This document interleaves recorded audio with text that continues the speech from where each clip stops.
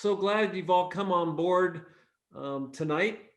More people will be joining, but we need to begin. My name is Jim Keck, pastor at First-Plymouth, and I welcome you to the third week of a 4-speaker series on faith, climate change, and the spiritual imperative to take action.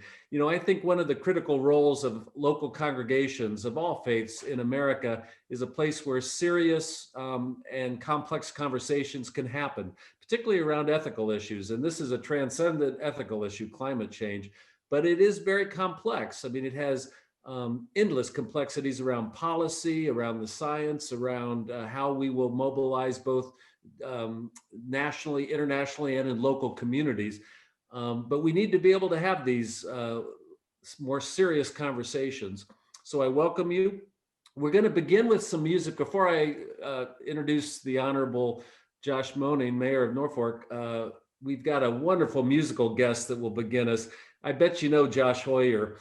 He's been performing for over 30 years already, and you know, he's a special spirit. It's music that's sort of his haven from a crazy world and a place of freedom and pure expression. And he's a gifted songwriter. And I know of what I speak because he's helped us lead worship at First-Plymouth at times. And this guy brings it. You know, his music has a depth, his lyrics have meaning, and it also inspires us. So we thought, when we have to be inspired to face ethical issues and have courage, we need inspiration, we need to be empowered. And Josh Hoyer is going to begin us tonight with an opening song.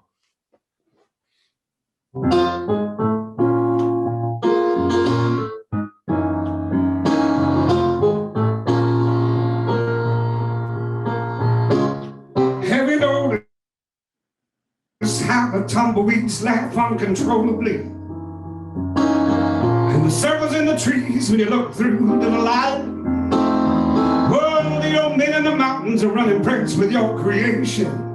And the animals keep their secrets hidden in the night. Oh, our Father has been gone for millennia. Sowed his seed and cut the tide. Oh, our mother is strong enough to sacrifice her children. If she knows in her heart they'll never do what's right. So gather round, oh, behold the power. Take your place as part of everything. And know in your heart, people, you've been called to sing. Yeah, you don't have to know the words. Just listen, yes, and if you do, it just might set us free. Nature can bring us all to our knees if there's no harmony. Yeah, can bring us to our knees if we don't learn to live in harmony.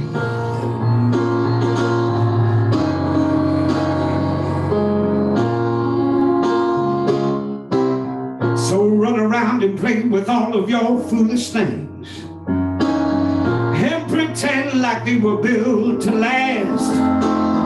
Keep thinking we were made to be the conqueror. Forget the tenets of the cross in your past. See whether it's the first world, the third world, or the underworld. No, nobody's coming to rescue you. Now, yeah, we're gonna lie in it. Then we're gonna wake from this nightmare if you can't hear the truth. So gather round, behold the power. Take your place as part of everything. And know in your heart, people, you've been called to sing. Yeah, you don't have to know the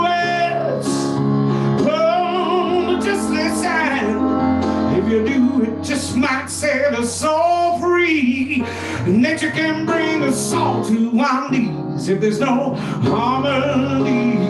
It can bring us to our our knees. If there's no harmony, nature can bring us to our knees. If there's no harmony.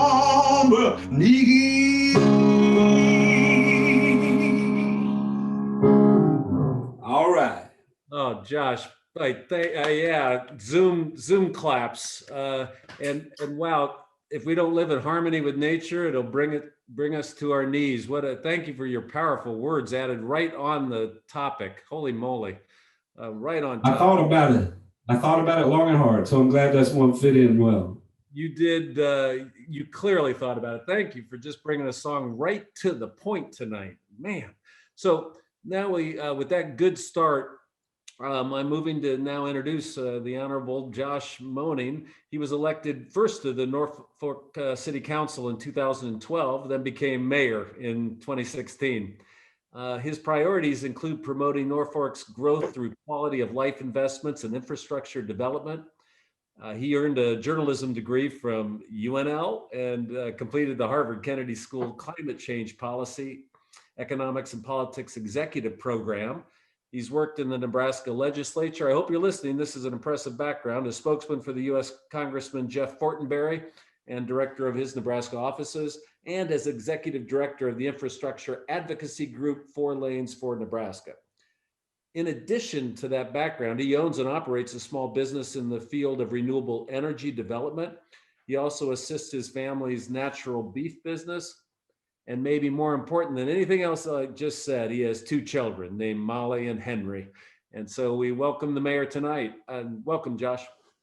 Thank you, Pastor. I very much appreciate the invitation. And it's going to be a hard act to follow a Josh that can sing like that. So I guarantee everyone I won't be as entertaining as Josh Hoyer was, but I'll do my best. I'll try my best.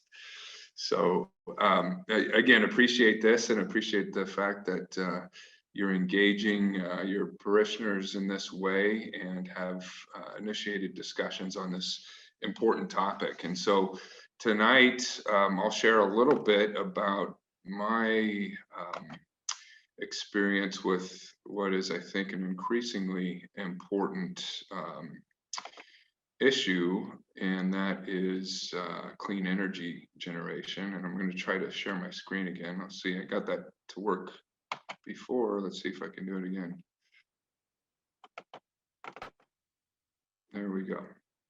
Okay, very good. So talking about climate change, there's a lot of layers to this, obviously, but I think one that we don't talk enough about in Nebraska, our state, is clean energy generation as both a climate solution and a market opportunity for our state. And so I'm going to talk a little bit about that in my various roles involving it. And one, as you mentioned, is I'm a director of a group that was founded to promote clean energy development throughout our state called New Power Nebraska. I'm also serving as now in the beginning part of my second term as the mayor of Norfolk, and our community has engaged directly in this opportunity as well. So I'm going to hit on some of those things and allow for time for questions at the end so we can have an open and full discussion. But I'll start talking about Nebraska's renewable potential. We are top 5 in terms of wind energy potential in the country. We've not realized that potential like some of our neighboring states have, though Nebraska's been a little bit slow to adapt to the opportunity. But we're catching up. So just to illustrate that, Iowa, right across the river, has more people, less land mass, and less wind energy potential than Nebraska, but has currently about 5 times as much production. And that is simply really because they adopted the opportunity of wind energy development much earlier than we did. And that was through some policy incentives at the state level that they put in place, and just being generally more welcome to the business opportunity of it. But as I said, Nebraska is catching up. This map shows the resource potential in the state. So the darker colored areas are the areas of strongest wind energy. You can see in the northeast and north central part of the state, there are clusters of very strong resource, and not coincidentally, that is where a lot of the wind energy development has happened in the state in the last 10 years in my part of the state, northeast, north central Nebraska. And we've really seen some economic benefits that come with that. And I'll go more into that here in a little bit.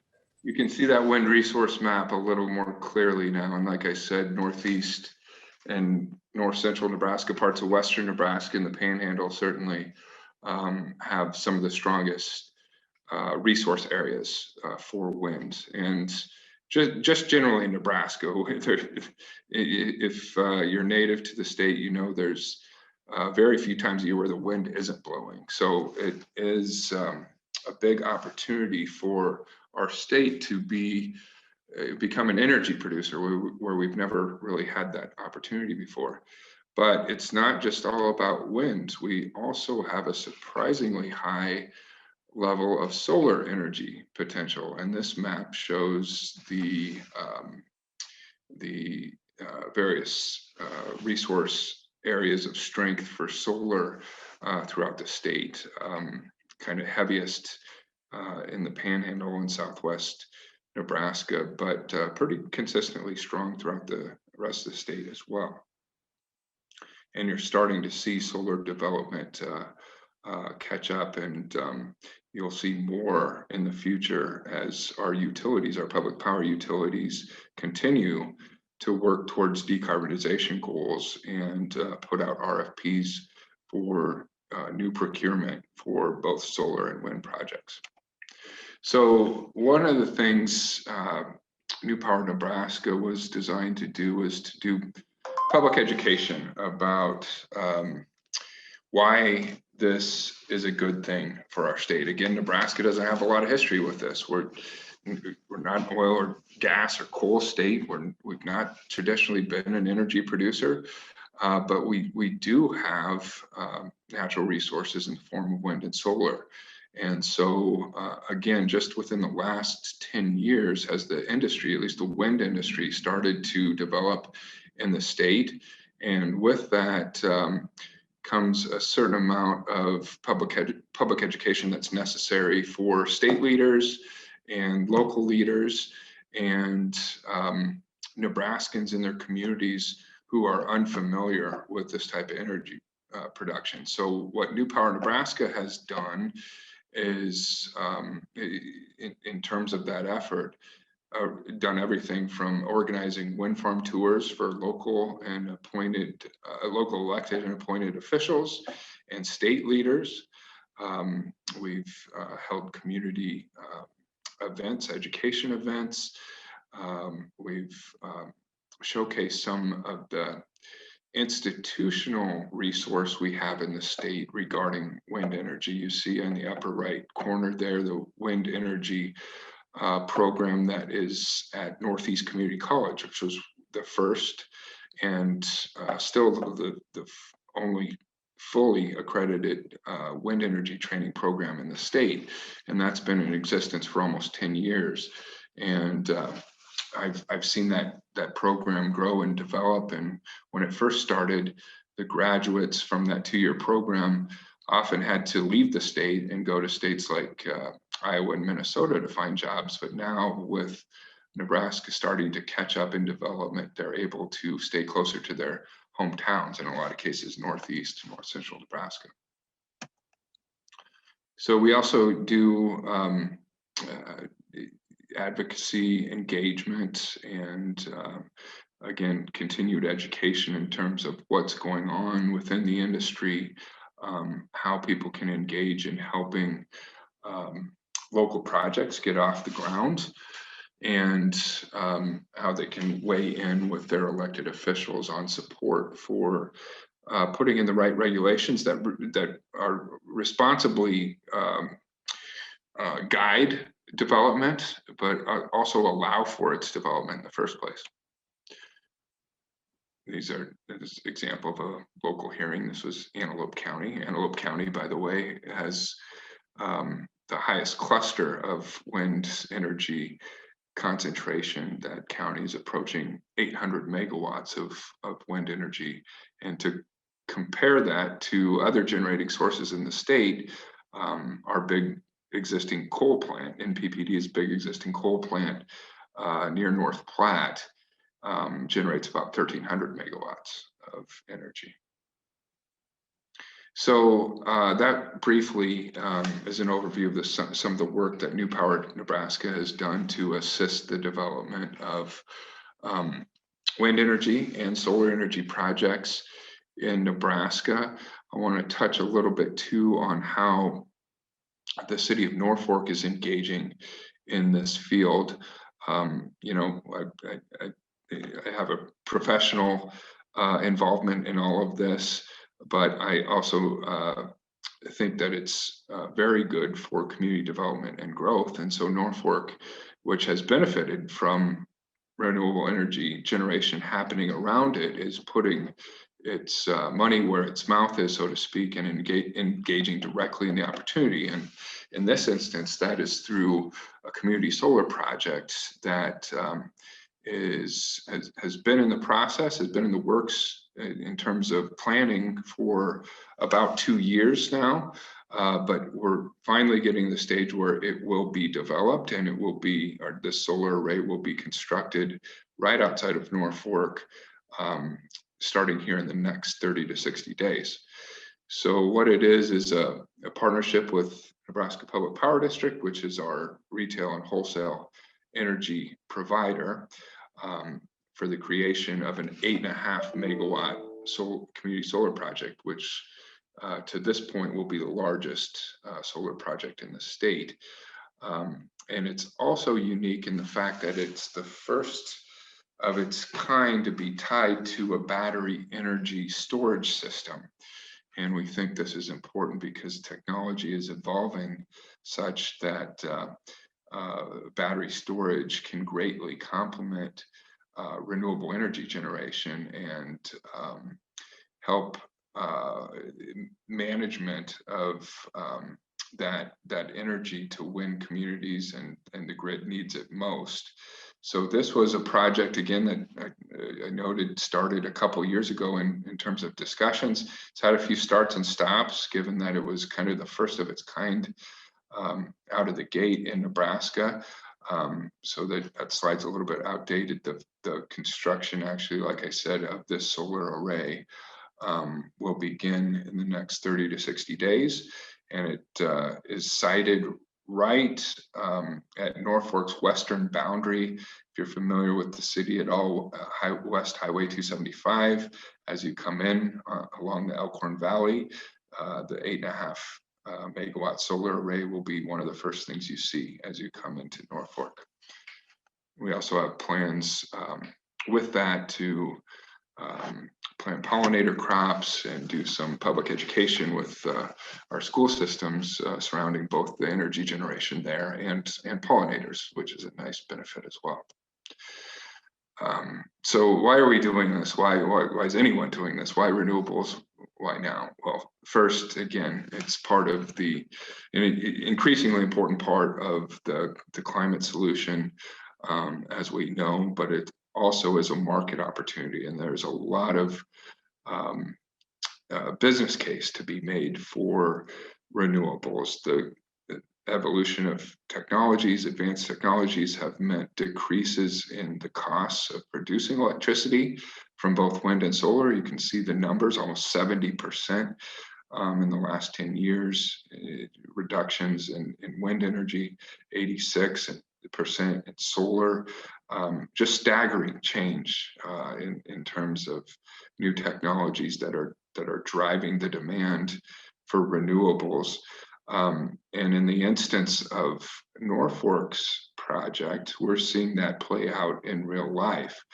And what I mean by that is the pricing structure for the solar energy will come in effectively 15 to 25% lower than what we're paying for wholesale energy through NPPD right now, which is still very reliant on a conventional mix of coal and nuclear. So we'll not only be able, through our community solar project, to give our citizens the option of buying into clean energy, but they'll also be able to lower their bills in the process by doing that. So we anticipate that being a very popular option, and we hope that this is just the first project of its kind to help us continue to diversify our energy mix and give further options to Norfolk families and businesses who want to purchase renewables for their use. So again, high potential in the state. We're seeing demand being driven from the corporate marketplace. You've no doubt heard some news about Facebook moving one of its data centers to Nebraska, I should say, creating one of its data centers in Nebraska outside of Omaha and Papillion. They did that because they were able to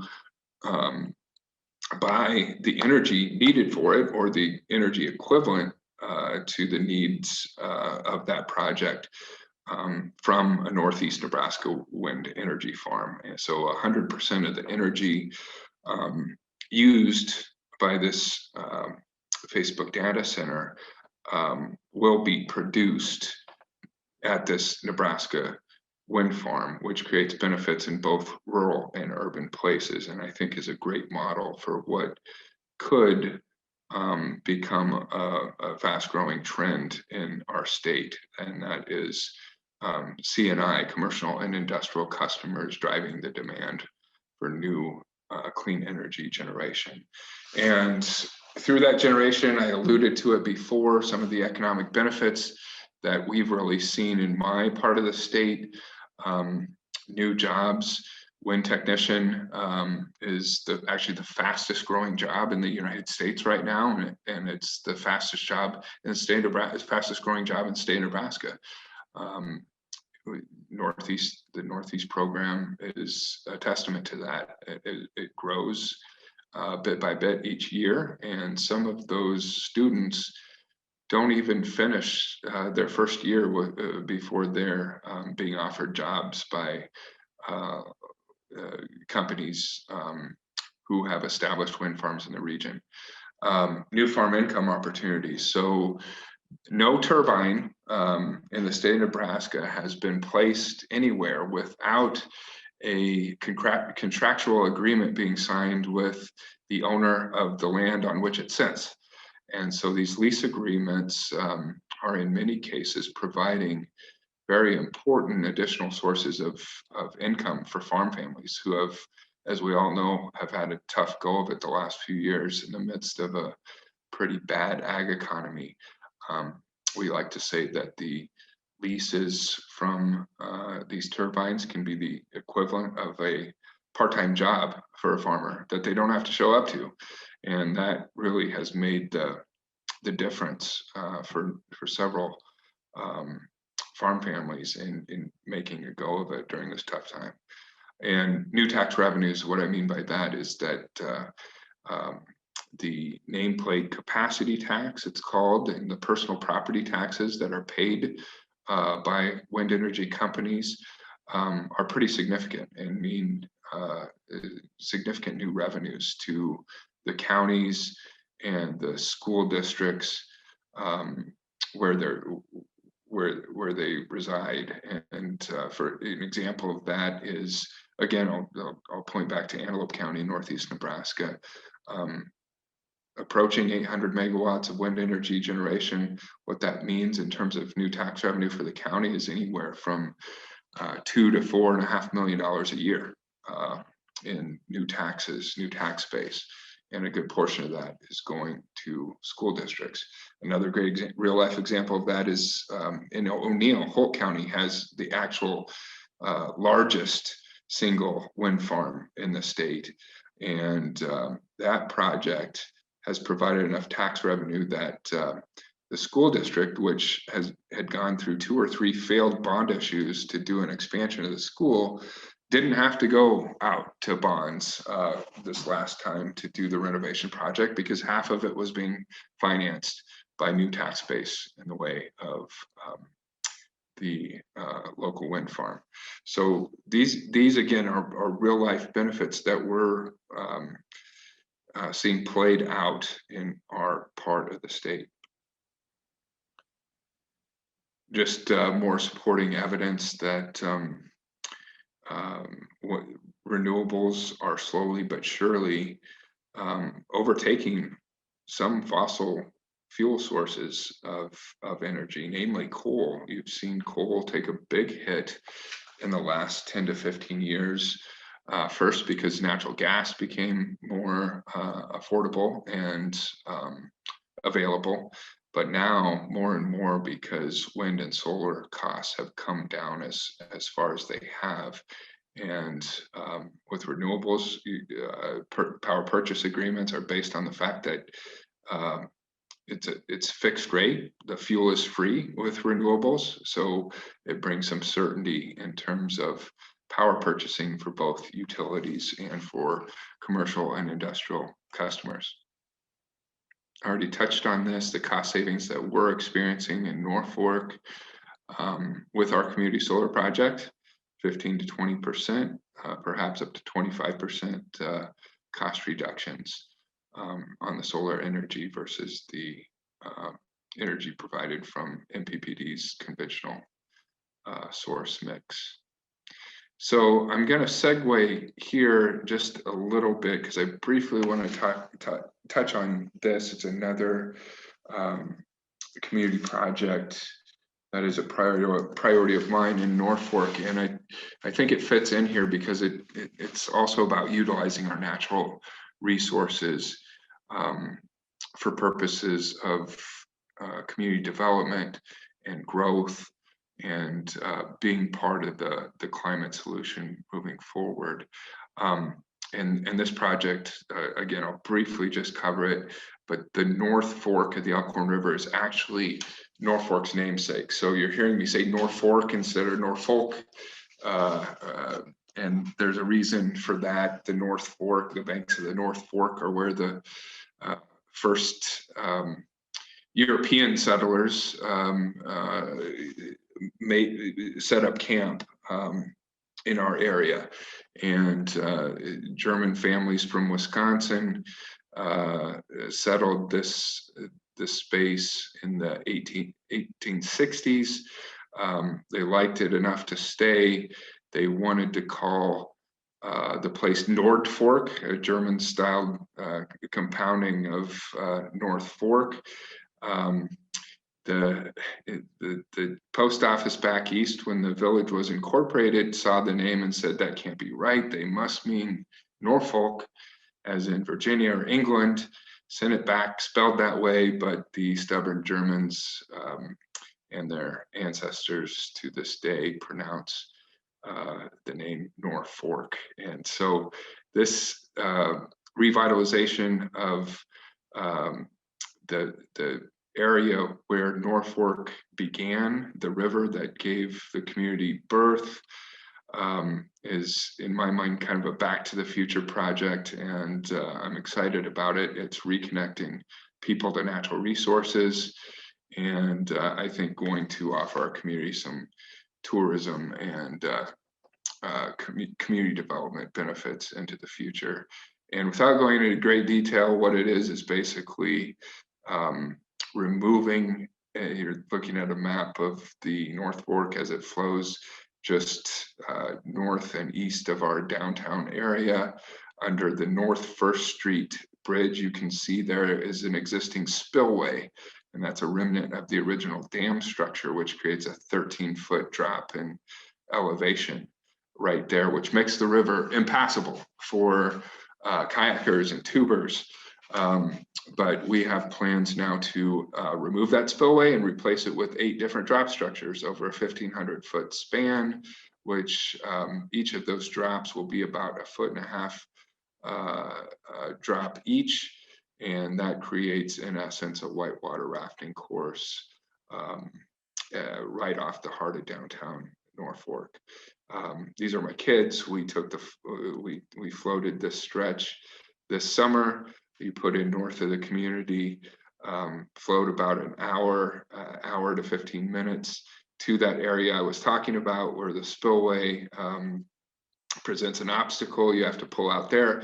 But if you didn't have to do that, once that's removed and the whitewater course is in place, you'll have a 3-hour float possible through Norfolk, and most of it you wouldn't even know that you're still in town. It's been left, the banks have been left pretty much untouched and wooded in most cases. So again, I give a lot of these presentations, so some of this is remanufactured from earlier presentations, but I'd like to hit on the points that this is natural amenity-based community development.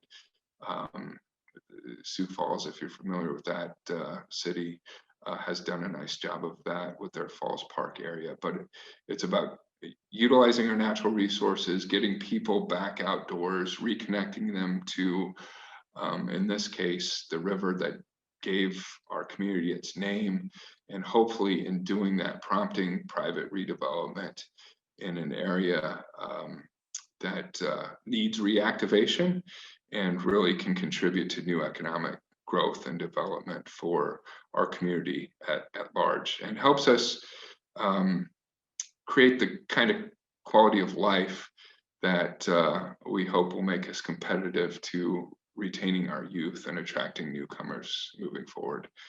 So I'm going to stop here shortly and allow time for questions. These are just some examples of other public investments. We've really tried to put a lot of focus on downtown revitalization in Norfolk, again, trying to create that kind of environment, unique quality of life that helps a community feel like a place you can call home. We like to call it emotional infrastructure, the little things that become big things: walking trails, public art, green corridors, terraces. This is a major side street that just was reconstructed, and heavy emphasis on greening up that corridor, making it walkable for pedestrians. New gathering spaces in our downtown conducive to festivals and markets, particularly farmers markets, supporting local food systems. This is a look back to Johnson Park, the park space right next to the North Fork. That was a WPA project established in the early 40s. Beautiful park, and it was wiped out in the early 60s by a flood, and ever since has been minimally maintained. Now we have the flood control system in place. The flooding threat won't be an issue down there at this point, and so we're trying to restore this area back to its former beauty by reconnecting it directly to the river, and therefore reactivating that space, making it a people attraction, and incentivizing private redevelopment. So I will stop there. This just goes on to some of that project timeline. We will start construction on all of that early next year, and Johnson Park improvements are projected to be finished in 2023. And it's taken a lot of planning and partnerships to get there, but it is an example again of community coming together to utilize its natural resources to prompt new opportunities and reconnect people to the natural resources that really gave us a start in the beginning in the first place. And so there's a lot I like obviously about this project, but that's certainly one of the things that's dearest to my heart, that through all of this we can reconnect people to outdoor recreation and natural resources that benefit the entire region. Thank you, Mayor. Should we move to some Q&A or?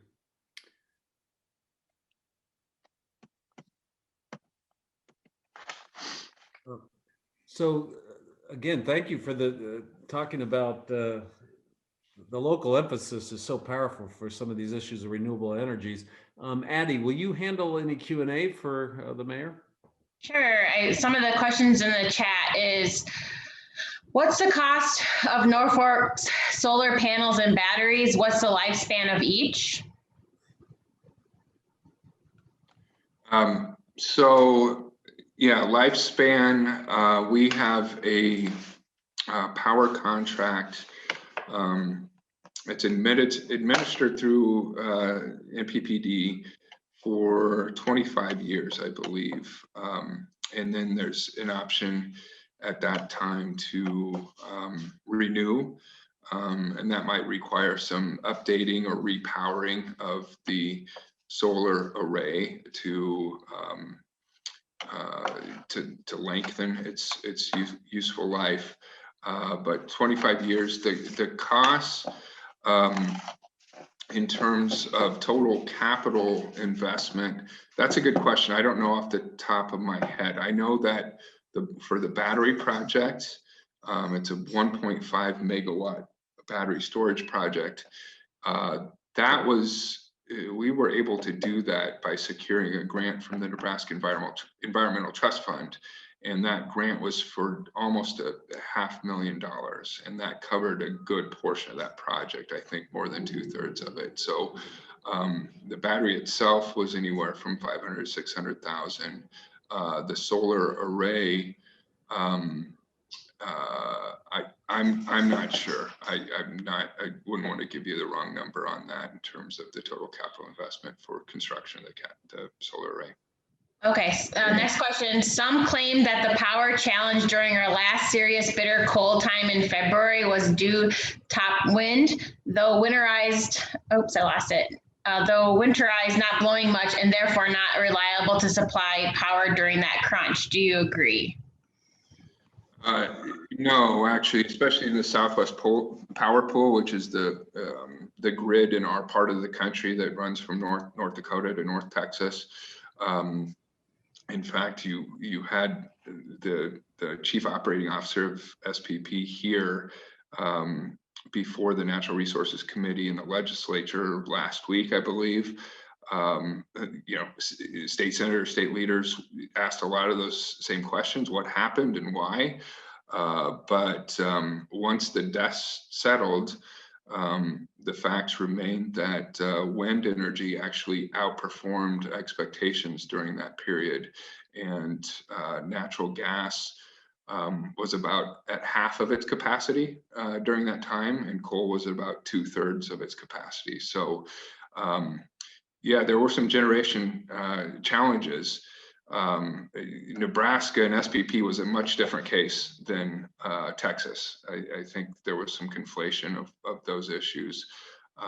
Texas, yeah, wind energy did have some problems keeping up because typically those wind farms are not winterized like they are in northern states. You didn't see wind energy have problems keeping up in northern climates where investments had been made to handle those types of extreme weather events. Next question, has this been presented to the governor or to the legislature?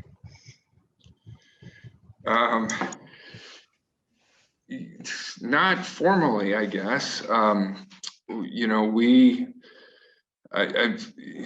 had a little bit of experience in both the legislature and federal government, and respect all our, a lot of people working in those fields. But what I really like most about local government is that you can actually see stuff happen once in a while. And so we've really focused on what we can do locally to be a positive change agent in the state. And so yeah, some of these private community solar, like I said, first of the largest in the state to this point. I don't think it will be for very long because solar is moving very quickly, but also, tied to the battery, that's the first in the state. So there has been some modeling of this, that this can be an example for the rest of the state. Next question, does Nebraska have the transmission lines for significant increases in wind power? That's a really good question. Infrastructure, we hear a lot about infrastructure investment and building back better, which I completely support. I mean, our infrastructure across the board, whether it's transportation infrastructure or energy infrastructure, is lacking in this country, not only in Nebraska, but throughout the entire country. Nebraska is especially far behind, I think, in both transportation and electricity infrastructure. But there is movement to try to remedy that. NPPD has a large proposed project that would bring new transmission across the north central part of the state. That these kind of projects always generate some controversy, and so that project has been slowed by that. But the fact of the matter is, we do have to modernize our infrastructure, our transmission infrastructure, in order to help realize the opportunities that clean energy generation brings to the state. Thanks. We have a couple questions about resistance and stuff, so I'll just go.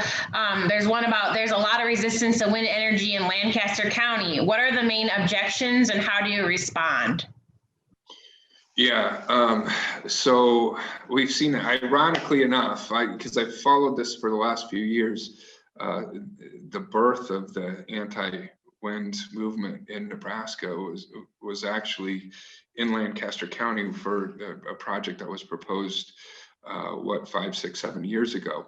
And since then, it has spread like it has in many parts of the country. A lot of times there is objection to view shed. Some people just simply don't want to see turbines. They don't like how they look. They think they disrupt their views. I find that that's the case with a lot of acreage owners who want to live in the country, but don't necessarily want to live with the things that are done in the country, whether it's ag production or energy production. Other opposition is about noise, and frankly, I invite people who have concerns about noise to come visit a wind farm. In a lot of cases, people hear this from someone they know, or saw this meme or this forward of an email, without having any real life experience with an operating wind facility. And I think you find pretty quickly, if you do that, if you have that experience, that the noise issue is much exaggerated, in my opinion. You've got, I will remind people, in Iowa, you've had people living near and among wind farms for decades now. And Iowa is much more densely populated than Nebraska. And a lot of those areas have found a way to live in harmony together. And we've seen that in Northeast Nebraska too, that somehow, despite the conviction of some of the opponents that this is going to ruin people's lives and cause all kinds of crazy health ailments, that really hasn't happened in real life. Do you have time for one more question, Jim, probably before? Okay, I'm going to move to, when did you, Josh, become interested in renewable energy, and what caused you to move into this area? Yeah, so Pastor had mentioned in my bio that I had a chance to work with Congressman Jeff Fortenberry. I did handle energy policy issues in his office, so that was kind of my first introduction. But I've always had a natural interest in it. I'm from a farm family. One of the key lessons that my grandfather and father have taught me is that if it's useful, use it. Don't waste anything. Renewable energy, to me, is a great example of that. We have this resource in abundance in Nebraska. It's useful. It's more and more useful as technologies are able to exploit it for electricity generation. Let's use it. It's also in the process creating economic good benefits in both urban and rural places that really, there's been more than $4 billion of capital investment in wind energy in Nebraska in the last 5 to 7 years. If someone could tell me another industry that's contributed that much to rural Nebraska in the last 5 to 7 years, I want to know, because those opportunities are few and far between. And so I think it's good. I think it's good for our state. I think it's good for our rural communities. And I think it's good for business recruitment. As I said, there's a real business case for renewables right now. Well, there's a good last paragraph there, Mayor. Thank you. And thank you so much for your time. Before we say goodnight, Josh Hoyer is going to offer another song to just add to the power of this evening. Josh, go ahead. Oh, can I add one more thing? Sorry. This video will be posted on our website as of tomorrow morning on firstplymouth.org, so you can share or rewatch if you wanted to. So there you go. Sorry to interrupt. Josh, you're on mute, by the way, my friend. Josh Hoyer. Oh, is he? Oh, you're on mute. There we go. All right.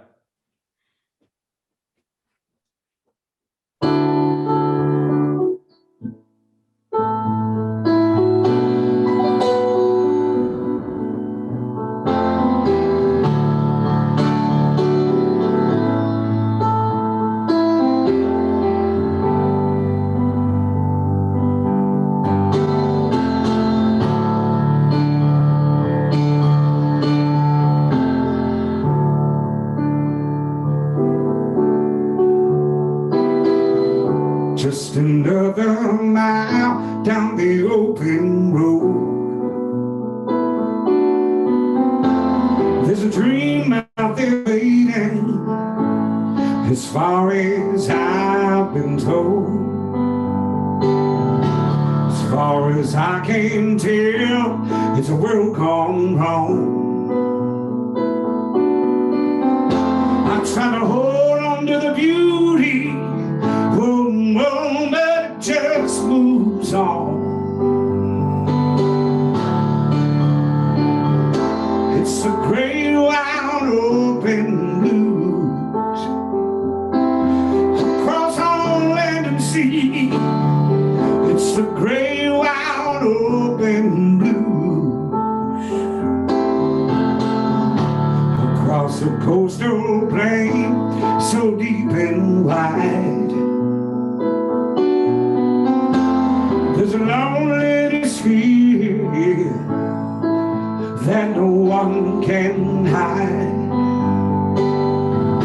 The open arms of California sunlight become a distant memory as I lay my weary head down at night. It's a great wide open blues across all land and sea. The great wide open blues. So fill me up with that golden sun as the dust flows slowly like a dream, and the tall grass waves in that warm western breeze just fall down for you and me.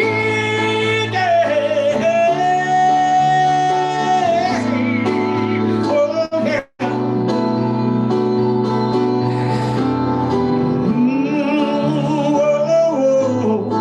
yeah.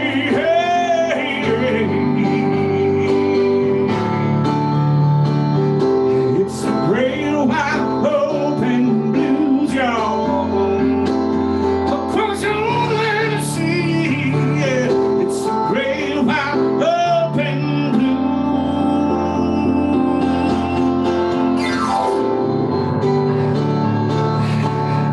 Hey, what you gonna choose in these great wide open blues? Say, hey, yeah. In these great wide open blues. Say what you gonna choose. Hey, hey, hey. I'm alright.